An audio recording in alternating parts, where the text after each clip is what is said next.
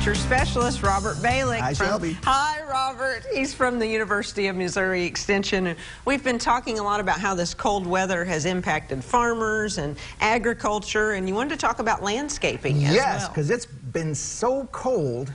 How cold is it? It's so cold, I saw a tree chop itself into firewood. Oh, man, that's cold, that's isn't cold. it? That was good. So we're going to talk about, of course, now landscaping and trees and things like that. Now, one of the things, the first question that comes to people's minds is when it gets cold like this, is, does this kill off the bugs? Yes, right? I want to know. Okay, there's good news and there's bad news. Oh, no. Okay, so the good news is maybe, and the bad news is probably not. Really? Okay, so here's what happens, okay? And this is when we get cold like this, okay? It makes a difference if there's snow on the ground or not, okay? The snow insulates the ground, right? So the first question in people's minds is Japanese beetles. Right now they're grubs in the ground. We've got that super cold air coming through. It was -17 in Carthage yesterday morning. Yes, it was. And that was pretty cold. But with that snow on the ground, that soil, those grubs are 10 inches underground, they didn't feel it. So they are not gone. Okay.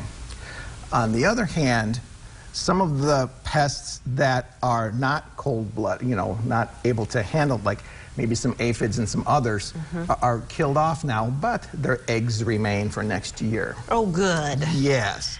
Okay, so even if the cold weather is enough to kill off a good portion of a population, there's a really good chance they can rebound pretty quickly come next spring, because it's not just the cold weather that kills them off. They have to have their habitat, they have to have the right temperatures in spring for them to grow, you know, they have to have the crop or whatever they're infesting. All those things matter with your insects. It's not just the cold winter that can kill them off. So we won't see mosquitoes, fortunately, because of cold, but they're tropical.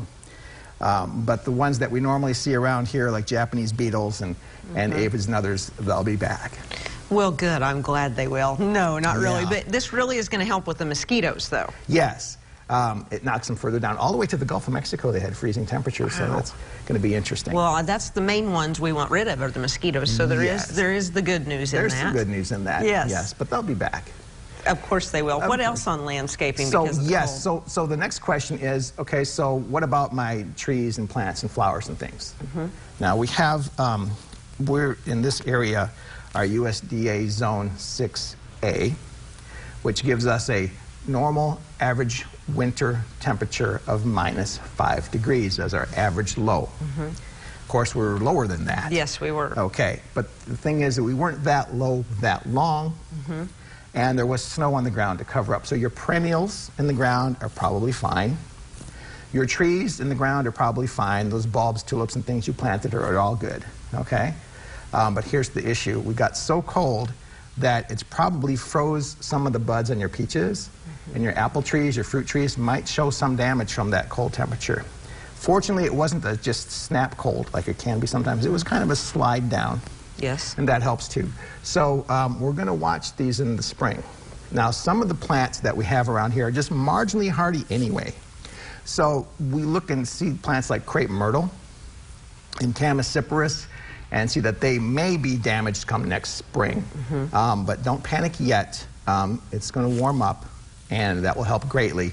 The snow cover actually helped. And it was pretty to look at, too. Yes, it was. I say if it's cold, we might as well have snow, right? Yes, exactly. That was a little much, but yes, it is nice to have some. Well, that was very interesting, as always. You fill us in on so many things that maybe a lot of people haven't thought of, and we appreciate you coming on, as always, Robert. Glad to be here, Shelby. You bet. Thanks so much. Coming up next on Living Well, a little girl's dream comes true. Her sled dog dream, that is. We'll show you. But first, we'll have weather with meteorologist Jessica Shears. Stay with us. More Living Well on the way.